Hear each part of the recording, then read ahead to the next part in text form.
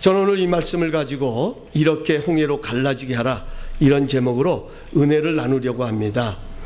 우리가 인생을 살다 보면 이럴 때는 어떻게 해야 하나 하는 어려운 상황을 만날 때가 있습니다. 주변을 돌아보아도 길이 보이지 아니하고 누구 하나 도와줄 사람이 없는, 마치 내가 무너지고 넘어지기를 바라는 것 같은 상황을 만나기도 합니다. 이럴 때 우리 예수 믿는 사람들은 어떻게 해야 할까요? 오늘 본문 1절 4절은 왜 하나님께서 이스라엘 백성들을 홍해로 인도하셨는지 그 이유를 설명하고 있습니다. 우리말 성경은 이렇게 의역을 하고 있는데 우리 함께 한번 한 목소리로 읽어보겠습니다. 시작. 그때 여호와께서 모세에게 말씀하셨습니다. 이스라엘 백성들에게 돌아서서 믹돌과 바다 사이에 비아하롯 앞 곧 바알수본 맞은편 바닷가에 진을 치라고 하여라. 그러면 바로가 속으로 이스라엘 백성들이 이 땅에서 정신없이 떠돌다가 광야에 갇혀버렸다라고 생각할 것이다. 그러면 내가 바로의 마음을 강팍하게 해 그들을 쫓아가게 할 것이다. 그러나 내가 바로와 그의 모든 군대를 통해 영광을 얻게 될 것이며 이집트 사람들은 내가 여호와인 줄 알게 될 것이다. 그래서 이스라엘 백성들은 여호와의 말씀대로 했습니다. 아멘. 하나님은 블레셋을 통과해 가나안으로 들어갈 수 있는 지름길이 있음에도 불구하고 이스라엘 백성들을 홍해로 인도하셨습니다. 이것을 지켜본 바로는 기회가 왔다고 생각했습니다. 이제 저 이스라엘 백성들은 도간에 든 지와 같기 때문에 길을 찾다가 지칠 것이다 라고 생각을 했습니다. 이런 바로의 생각을 하셨던 하나님께서는 모세에게 말씀하십니다. 모세야, 내가 바로와 애굽 군사들을 통해서 나는 스스로 존재하는 여호와임을 알게 하려고 한다. 내가 바로의 마음을 더 강팍하게 하고 더 요동케 하여서 바로가 생각한 대로 너희들을 쫓아가도록 할 테니까 너희는 홍해 앞에다가 장막을 치라고 알려주셨습니다. 이미 애굽에 내린 10가지의 재앙을 통해서 하나님의 전능하심을 경험했던 모세와 백성들은 하나님의 말씀대로 홍해 앞에 진을 쳤습니다. 문제는 믿음과 현실입니다. 자기들을 다시 잡으려고 진을 치고 있는 애굽 사람들을 보니 마음이 흔들리기를 시작했습니다. 거기다가 자신들의 행진을 가로막고 있는 홍해 바다를 보니 두렵기도 합니다. 마치 들어오기만 하면 삼켜버리겠다는 그런 기세로 넘실거리고 있는 것입니다. 결국 이스라엘 백성들이 돌아서 보니 바로의 생각이 맞았습니다. 앞으로 갈 수도 없고 뒤로 갈 수도 없는 마치 도간에 든 지하와 같은 그런 자신들의 상황을 보게 됩니다. 백성들의 마음에 의심이 자리 잡기를 시작합니다. 지금 이런 우리의 환경을 아시는 하나님께서는 도대체 무엇을 하고 계시단 말인가? 불평과 원망의 소리가 백성들 사이에서 흘러나오기를 시작합니다. 그 내용이 11절, 12절에 기록되어 있습니다. 우리 함께 한 목소리로 봉독하십니다. 그들이 또 모세에게 이르되 애굽에 매장지가 없어서 당신이 우리를 이끌어내어 이 광야에서 죽게 하느냐? 어찌하여 당신이 우리를 이끌어내어 우리에게 이같이 하느냐? 우리가 애굽에서 당신에게 이른 말이 이것이 아니냐? 이르기를 우리를 내버려 두라. 우리가 애굽 사람을 섬길 것이라 하지 아니하더냐? 애굽 사람을 섬기는 것이 광야에서 죽는 것보다 나으니라. 아멘. 여기서 우리는 중요한 한 가지 지혜를 얻을 수 있습니다. 우리는 아무리 어렵고 힘들어도 부정적이고 악한 말을 하지 말아야 합니다. 이스라엘 사람들은 광야에서 우리를 죽게 하느냐는 이 말 그대로 그들은 광야에서 죽었습니다. 사람은 누구나 두려움을 맞이하면 최선을 생각하기보다는 최악을 생각하는 본능이 있습니다. 혹시 이것 때문에 잘못되는 것은 아닌가 불안해하기도 하고 두려워하기도 합니다. 요즘 우리 미국 경제가 참 힘든 시간을 보내고 있습니다. 증권이 바닥을 치고 있습니다. 여러분, 이런 상황 속에서도 최악을 생각하는 사람이 있는가 하면 최선을 생각하는 사람이 있습니다. 그런 경제적인 상황을 보면서 야, 이제 미국도 끝났어. 옛날의 미국이지. 이제는 미국이 강대국이 아니야. 이제 미국은 하얀 길을 내려가고 있어. 이렇게 생각하는 사람도 있는가 하면 이런 어려운 상황 속에서도 아니야, 그러기 때문에 기도해야 돼. 그러기 때문에 하나님의 도우심이 필요한 거야. 그러기 때문에 우리가 다시 한번 우리의 자신들을 돌아보면서 우리의 옷깃을 새롭게 여미면서 우리는 다시 시작할 수 있어. 이렇게 말하는, 최선을 생각하는 사람도 있습니다. 중요한 것은, 기적은 최선을 생각하는 사람을 통해서 일어나는 것입니다. 사랑하는 성도 여러분, 아무리 어렵고 힘들어도 여러분과 저는 최악을 생각하지 말고 최선을 생각할 수 있는 그런 사람들이 되시길 주님의 이름으로 축복합니다. 하나님의 평강이 우리의 생각과 마음을 지켜주신다면 얼마든지 우리는 이것이 가능한 것입니다. 물론 환경을 보면 어렵습니다. 상황을 보면 힘듭니다. 그러나 하나님의 평강이 오늘도 우리의 마음과 생각을 붙들어 주시고 지켜주신다고 하면 얼마든지 우리는 최선을 생각할 수 있는 그런 믿음의 사람으로 살아갈 수 있는 줄로 믿습니다. 저는 여러분과 제가 이런 사람들이 되시기를 주님의 이름으로 다시 한번 축복합니다. 축복합니다. 축복합니다. 오늘 우리가 이 말씀을 보면서 우리가 홍해로 갈라지게 할 수 있는 비결을 말씀하고 있습니다. 첫 번째로 우리가 홍해를 갈라지게 할 수 있는 비결, 첫 번째는 가장 긍정적인 말을 해야 한다는 것입니다. 어렵고 힘들수록 긍정적인 말을 해야 합니다. 본문에 가서 보면 모세는 자신을 향해 원망하는 백성들에게 이렇게 담대하게 외칩니다. 13절 14절에 기록되어 있습니다. 우리 함께 봉독하십니다. 시작. 너희는 두려워하지 말고 가만히 서서 여호와께서 오늘 너희를 위하여 행하시는 구원을 보라. 너희가 오늘 본 애굽 사람을 영원히 다시 보지 아니하리라. 여호와께서 너희를 위하여 싸우시리니 너희는 가만히 있을지니라. 아멘. 여기 가서 보면 모세의 외침은 믿음을 담고 있습니다. 하나님이 우리를 구원하실 것이다. 하나님이 우리를 위해 싸우실 것이다. 우리가 할 일은 가만히 서서 그 하나님이 어떻게 우리를 구원하시는지 그 하나님의 일하심을 경험하는 것이다. 자신을 향하여 원망하는 이스라엘 백성들을 향하여 그런 긍정적인 믿음의 고백을 하고 있습니다. 물론 홍해를 갈라지게 하는 것은 하나님의 능력입니다. 그러나 그 하나님의 능력을 불러오는 것이 우리의 혀에 달려있음을 우리에게 말씀해 주고 있습니다. 잠언 18장 20절에서 21절은 말씀합니다. 우리 함께 한 목소리로 봉독하십니다.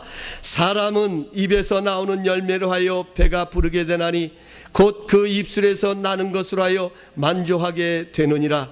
죽고 사는 것이 혀의 권세에 달려있나니 혀를 쓰기 좋아하는 자는 그 열매를 먹으리라. 아멘. 그렇습니다. 여러분, 잠언에 가서 보니 우리의 혀의 능력을 말하고 있습니다. 오늘 우리가 사용하는 말의 능력, 오늘 우리가 사용하는 이 혀의 능력은 우리의 믿음의 온도계인 것입니다. 우리의 믿음의 측량이라고 말합니다. 지금 우리의 믿음의 상태가 어떤 상태에 있는 것인지를 측량할 수 있는 것이 바로 우리 혀의 능력에 달려있다라고 말합니다. 믿음이 있는 사람은 믿음의 말을 합니다. 우리의 미래도 혀에 달려있다고 말씀드릴 수 있습니다. 된다고 말하는 사람은 모든 것을 되는 방향으로 행동하고요, 안 된다고 생각하는 사람은 안 되는 방향으로 움직이는 것이 바로 우리의 모습인 것처럼 오늘 우리의 말의 능력은 바로 온도계와 같다라고 말씀하고 있습니다. 저는 지금도 가끔 떠올리는 아주 중요한 교훈이 있습니다. 제가 어느 날 우리 김영길 목사님하고 식사를 하다가요, 우리 김영길 목사님으로부터 들었던 아주 귀한 교훈입니다.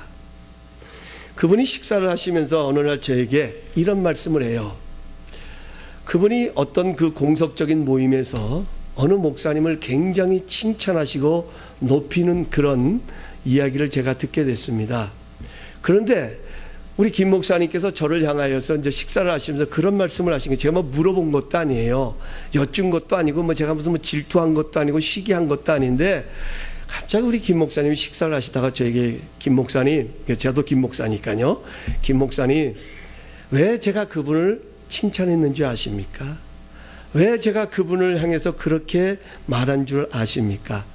제가 그분을 그렇게 칭찬하면 그분이 그 방향으로 갑니다.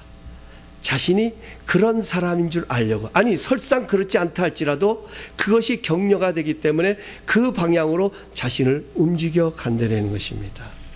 그렇습니다. 이게 말의 권세입니다. 이게 긍정적인 말의 능력이라는 것입니다. 내가 긍정적인 말을 하면요, 내 삶이, 나의 모든 방향이 그쪽 방향을 향하여 나가게 된다는 것입니다.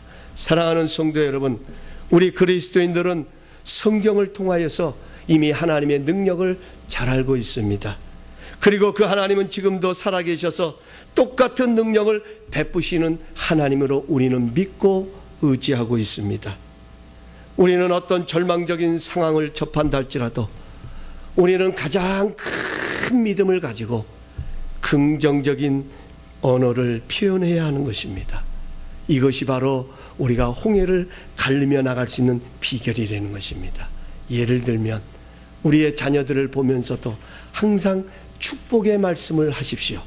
설상 내 눈에 보여지는 모습이 어떤 모습이라 할지라도 그를 향하신 하나님의 계획하심을 바라보시면서, 나는 어떻게 그를 생각할다 할지라도 지금도 변함없이 그를 통하여서 꿈을 가지고 바라보시면서 그를 통하여 이루실 하나님의 놀라운 일을 바라보시면서 그 자녀를 축복하십시오. 아무개야, 너는 하나님의 자녀이기 때문에 반드시 잘 될 거야. 하나님이 너를 축복하실 거야. 하나님이 너를 놀랍게 사용하실 거야. 여러분, 그 한마디가 아무것도 아닌 것 같이 들린다 할지라도 여러분, 그 아이는 그 이야기를 듣는 순간부터 그 방향을 향하여 나가게 되는 것입니다. 부족함을 보고, 허물을 보고, 연약함을 보고 계속 그 자녀의 허물만 이야기하고 부족함만을 이야기하다 보면 그 자녀는 결론적으로는 설 자리가 없게 되는 것입니다. 뿐만 아니죠. 여러분, 우리가 무엇을 하든지 간에, 우리가 어떤 일을 하든지 간에 좋은 결과를 낳을 것이라는 긍정적인 말을 해야 합니다. 교회 생활 속에서도 그렇고요, 우리가 가정 생활 속에서도 있고, 물론 어렵고 힘들어요. 여러분, 정말 내일 일이 어떻게 될지 모르는 그런 염려 속에 있어요. 그럼에도 불구하고요, 최선을 생각하는 사람, 그런 가운데서도 그 어려움을 극복하고 가르며 오히려 홍해를 육지같이 건너기를 원하는 사람은 그런 가운데서도 긍정적인 말을 합니다. 그래 여보, 그러기 때문에 우리는 더 기도해야 돼. 그러면 우리는 더 잘 될 거야. 하나님께서 이 일을 통하여 우리를 더 놀랍게 축복해 주실 거야. 아니, 이 어려움을 통하여 우리 가정이, 우리의 믿음이 더 성장하게 될 거야. 여러분, 이런 긍정적인 표현을 하게 될 때에 반드시 그 삶은 그 방향으로 자라가게 되는 것입니다. 뿐만 아니에요. 여러분, 우리 주변을 돌아볼 때, 우리 성도님들의 삶을 돌아볼 때, 생활을 돌아볼 때 얼마나 어렵고 힘든 성도님들이 많이 있어요. 그럴 때마다 여러분, 우리는 격려의 말을 해야 합니다. 긍정적인 말로 그들을 축복할 수 있습니다. 집사님, 우리 집사님 하시는 일 하나님께서 놀랍게 축복하실 거예요. 집사님은 잘 되실 거예요. 우리 김유식 집사님은 잘 되실 거예요. 우리 김성건 집사님은 잘 되실 거예요. 우리 원강렬 집사님 잘 되실 거예요. 우리 김우숙 집사님 잘 되실 거예요. 우리 신디 집사님은 반드시 하나님이 축복하실 거예요. 우리 남진순 집사님, 정말 집사님의 자녀들은 하나님께서 놀랍게 복의 복을 더하실 거예요. 여러분, 얼마나 듣기 좋아요. 다 못하신 분들 죄송합니다. 그래요. 여러분, 긍정적인 말입니다. 이게 홍해를 갈릴 수 있는 비결입니다. 두 번째로, 홍해를 갈라지게 하는 비결이 있다면 간절한 기도를 드려야 합니다. 오늘 본문을 자세히 들여다보면 두 종류의 기도의 모습이 등장하고 있습니다. 하나는 이스라엘 백성들의 기도이고 또 하나는 모세의 기도입니다. 이 두 기도의 공통점은 위기 가운데 드린 기도입니다. 특별히 10절 말씀에 가서 보면 이스라엘 백성들은 자기 뒤에 미친 그 애국 군사들의 모습을 보고 하나님을 향하여서 부르짖었다고 말합니다. 물론 이것이 원망이냐 불평이냐 뭐 이렇게 따질 수 있지만 어쨌든 이스라엘 백성들이 하나님 앞에 부르짖었다는 것은 그들은 어떤 표현이든 간에 어떤 모습이든지 간에 하나님 앞에 기도했다는 것입니다. 그런데 중요한 것은 그 기도 이후에 그들의 모습인 것입니다. 하나님 앞에 부르짖고 난 이후에 그들의 행동은 전혀 그 기도에 대한 영향력도 없고 기대감도 없다는 것입니다. 오히려 그들은 말합니다. 놔둬라, 우리를 놔둬라. 차라리 애굽 사람을 섬기는 것이 낫겠다. 곧장 원망과 불평으로 이어지는 것을 보게 됩니다. 기도가 능력 없이 허공으로 사라지고 말았습니다. 그러나 모세의 기도는 달랐습니다. 그는 하나님 앞에 기도한 후에 이렇게 이스라엘 백성들 향하여 말합니다. 너희는 가만히 있어 너희를 위하여 행하시는 하나님의 구원을 보라. 하나님이 너희를 위하여 싸우실 것이다. 하나님 앞에 기도하면서 그는 그러한 고백을 하고 있는 것을 보게 됩니다. 여러분, 이 차이가 도대체 어디서 비롯되었을까 하는 것입니다. 똑같은 상황에서 드린 기도인데 왜 어떤 사람은 허공을 치는 기도를 하나님 앞에 드리고 또 어떤 기도는 하나님의 능력을 불러올 수 있을까 하는 것입니다. 저는 이 부분에 대해서 한번 생각하고 묵상을 하다가 10절 말씀에 가서 보면 눈을 들어 본죽이라는 이 단어에서 저는 다시금 제 눈이 벌쩍 뜨이는 것을 보게 되었습니다. 여러분 10절에 가서 보시면 이렇게 기록되어 있죠. 바로가 가까이 올 때에 이스라엘 자손이 눈을 들어 본즉 애굽 사람들이 자기들 뒤에 이른지라. 여러분 이 말씀에 들어서 그대로 한번 상상을 해 보십시오. 그대로 여러분들의 모습을 표현해 보십시오. 여러분 눈을 들으면은요 정면이 보이든지 하늘이 보이든지 별이 보이든지 태양이 보여야 합니다. 자신들 뒤에 미친 애국 군대를 보면 고개를 돌렸든지 몸을 돌려서 보았더라고 성경은 표현할 수 있음에도 불구하고 눈을 들어 본즉 자기들 뒤에 미친 애굽의 군사들을 보았더라 이렇게 표현합니다. 그러면 여러분 요 모양대로 그대로 표현한다면 그들은 어떻게 애굽의 군사를 봤냐면 제가 그대로 할게요. 한번 보세요. 이해하시고 보십시오. 이렇게 봐야 볼 수 있는 거죠. 저는 이 부분을 통해서 이 말씀을 보면서 무엇인가 하나님이 주시는 메시지가 있다는 것을 깨닫게 됩니다. 그렇습니다. 간절한 기도는 보는 것의 문제라는 거예요. 보는 것의 문제다. 여러분 11절 12절에 가서 보면요 제가 읽어드릴게요. 여러분 성경 눈으로 보세요. 한번 11절 12절 동그라미를 치셔도 좋습니다. 우리라는 단어가 몇 번 들어간지 한번 세보세요. 그들이 또 모세에게 이르되 애굽에 매장지가 없어서 당신이 우리를 이끌어내어 이 광야에서 죽게 하느냐. 어찌하여 당신이 우리를 애굽에서 이끌어내어 우리에게 이같이 하느냐. 우리가 애굽에서 당신에게 이른 말이 이것이 아니냐. 이르기를 우리를 내버려 두라. 우리가 애굽 사람을 섬길 것이라 하지 아니하더냐. 애굽 사람을 섬기는 것이 광야에서 죽는 것보다 낫겠노라. 여기 우리라고 하는 단어가 6번이 반복됩니다. 지금 이스라엘 백성들의 포커스는 어디에 있냐면 우리에게 맞춰져 있는 거예요. 나에게 맞춰져 있는 거예요. 그런데 여러분 모세의 고백을 보면 13절 14절에 가서 보면 여호와께서라는 단어가 2번이 반복됩니다. 모세가 백성에게 이르되 너희는 두려워하지 말고 가만히 있어서 여호와께서 오늘 너희를 위하여 행하시는 구원을 보라 이렇게 말을 하죠. 그 다음에 14절에 가서 보면 여호와께서 너희를 위하여 싸우시리라. 여러분 간절한 기도라고 하는 것은 나를 보면 간절한 기도가 나오는 게 아니에요. 하나님의 행하심을 볼 때 간절한 기도가 나올 수 있는 거죠. 기도는 초점의 문제인 것입니다.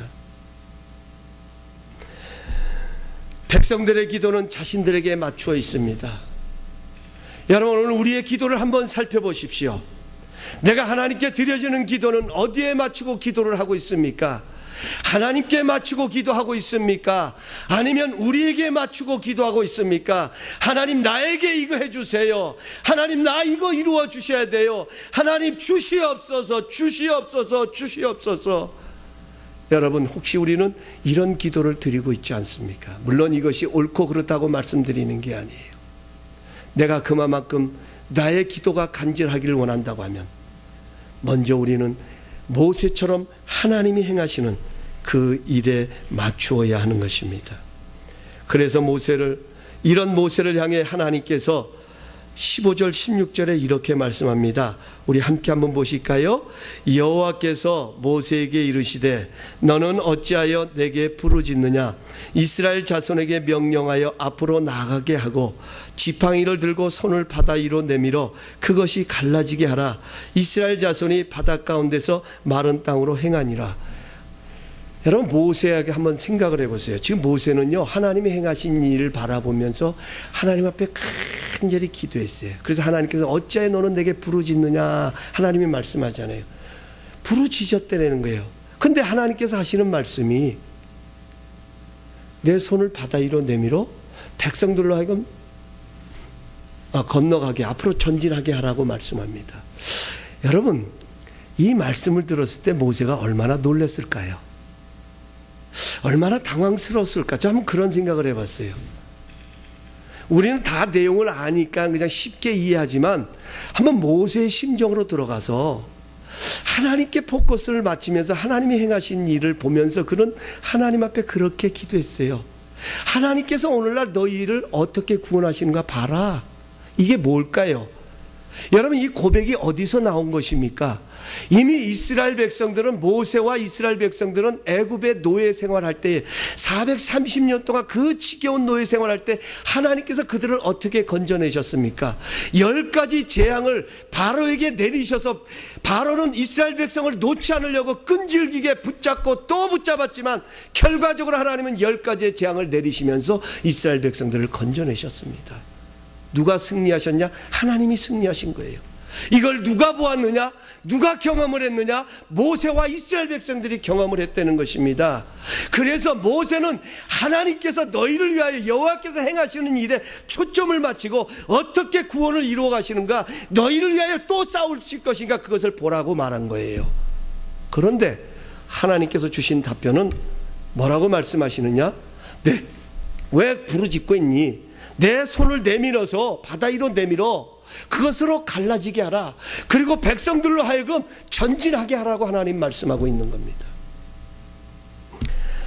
여러분, 애굽에 내렸던 10가지 재앙처럼 11번째 재앙을 애굽 군사들에게 내렸다라고 하면 여러분 놀라지 않았을 거예요. 당연하다라고 생각했을 거예요.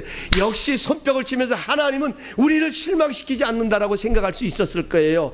그런데 전혀 다른 방법이지 않습니까? 전혀 다른 음성을 들려주시지 않습니까? 너 뭐하고 있니? 내 손을 들어서 내 지팡이를 들고 바다 위로 손을 내밀어라. 이 말씀이 무슨 말이에요? 너에게도 그럴 능력이 있다. 너도 얼마든지 홍해를 가를 수 있다. 내가 너와 함께하고 있다. 그러니 바다 위로 손을 내밀어서 그것으로 갈라지게 하라.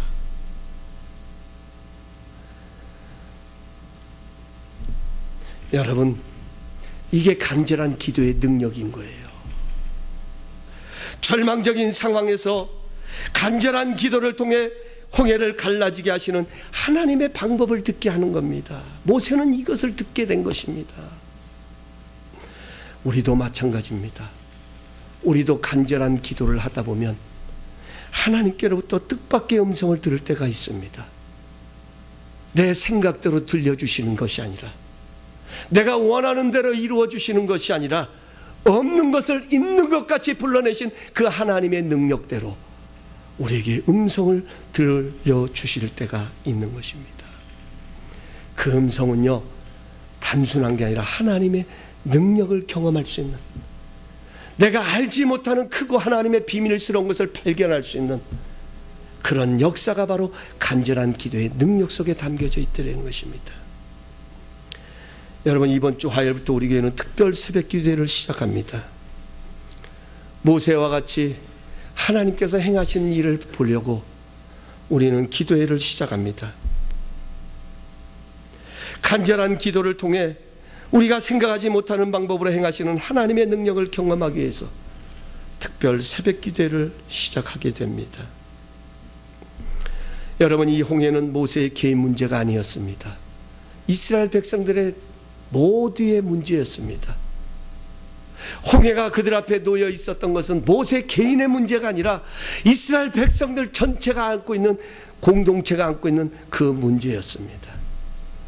그런 문제 앞에 모세는 하나님의 행하시는 일을 보자고 이스라엘 백성들을 격려합니다. 이 말을 바꿔서 말하면 모세 혼자 보는 것이 아니라 이스라엘 백성 전체가 하나님이 행하시는 일을 볼 수 있는 기회로 만들어 가자는 것입니다. 이것이 바로 모세의 고백이었습니다. 사랑하는 성도 여러분, 기도는요, 하나님을 우리에게 가까이 오게끔 하는 능력도 있지만 기도의 진정한 능력은 우리를 하나님께로 더욱 가까이 가게 하는 것입니다. 이게 기도의 능력입니다. 우리는 기도의 자리를 통하여 하나님께 더 가까이 가는 것입니다. 하나님께로 더 가까이 가다 보면 어느덧 나의 믿음도 큰 믿음으로 성장하게 되는 것입니다. 이번 특별 새벽 기도회가 홍해를 가르고 육지같이 건넜던 모세와 그 백성들처럼 닫히고 막혔던 기도의 문을 여는 축복의 기도회가 되기를 주님의 이름으로 축복합니다. 축복합니다. 축복합니다. 세 번째로, 믿음으로 행동해야 합니다. 오늘 본문 말씀을 보면서 큰 위로와 소망을 얻게 되는 것은 우리 하나님은 해답을 갖고 계신다는 것입니다. 왜 이스라엘 백성들은 원망하고 불평했습니까? 보이지 않기 때문인 것입니다. 길이 보이지 않는 데라는 것입니다. 방법이 보이지 않는 데라는 것입니다. 그렇다면 이 순간에 하나님이 보이셔야 되는데 하나님도 가만히 침묵하고 계신다는 것입니다. 그래서 이스라엘 백성들은 원망하고 불평할 수밖에 없었습니다. 그러나 결론적으로 하나님은 모든 것을 알고 계셨습니다. 어찌해야 할지 몰라 발을 동동 구를 수밖에 없는 상황일지라도 하나님은 해답을 갖고 계셨습니다. 하나님은 홍해 가운데서도 길을 보고 계셨습니다. 그리고 어떻게 그 길을 낼 수 있는지도 하나님은 알고 계셨습니다. 절망적인 상황에서도 어떻게 구원을 이룰 수 있는지 그 구원의 길을 하나님은 내고 계셨던 것입니다. 그래서 지팡이를 손에 잡고 바다 위로 손을 내밀라는 것입니다. 지팡이 자체의 능력이 있는 것이 아닙니다. 모세의 어떤 모션 속에 능력이 있는 것이 아닙니다. 믿음으로 행동한 것입니다.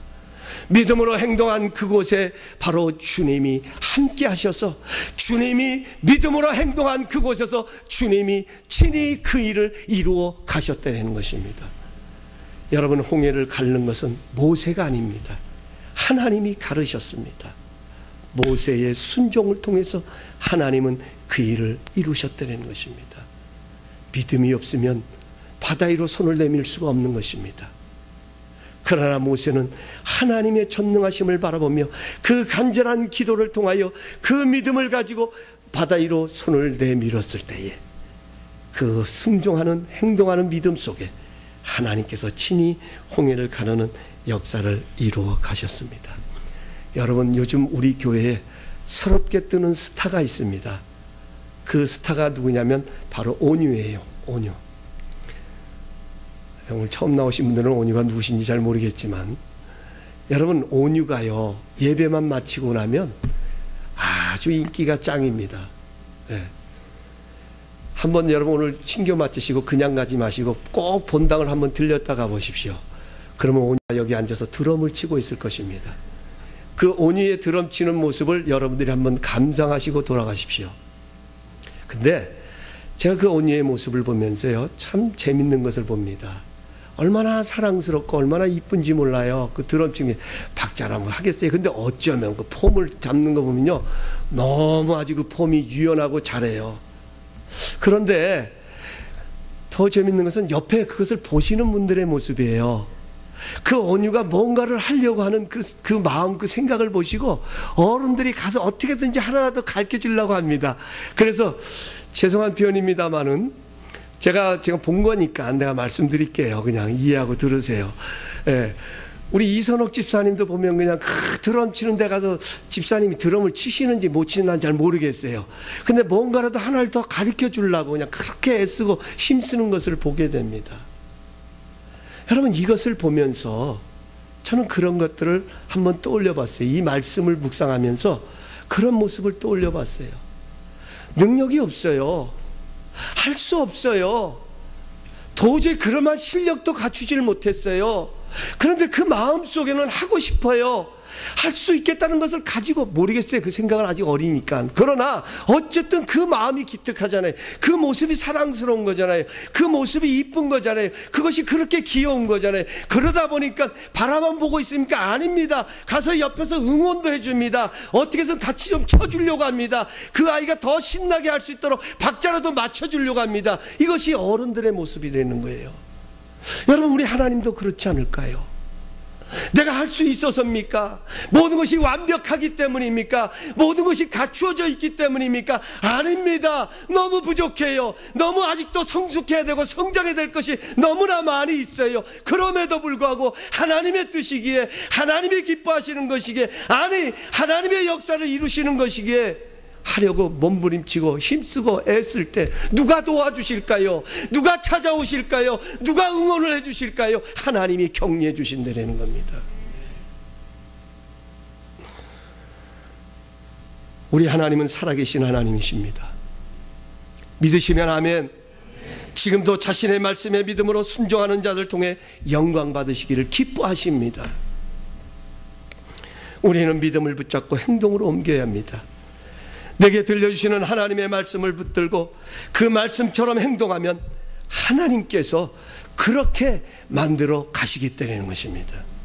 이게 바로 오늘 모세를 통하여, 홍해 앞에 있는 이스라엘 백성을 통하여 여러분과 저에게 들려주시는 하나님의 메시지인 것입니다. 갇혀서가 아닙니다. 하나님의 행하시는 일을 보려고 믿음으로 행동할 때에 하나님께서는 그렇게 만들어 가 주시겠다는 것입니다. 말씀을 맺겠습니다. 사람들은 홍해를 만납니다. 그 홍해는 한 번만 찾아오는 것이 아니라 여러 번 만나기도 합니다. 홍해를 만나면 원망하고 불평하기도 합니다. 아니, 자신의 모습을 보면서 비하하기도 합니다.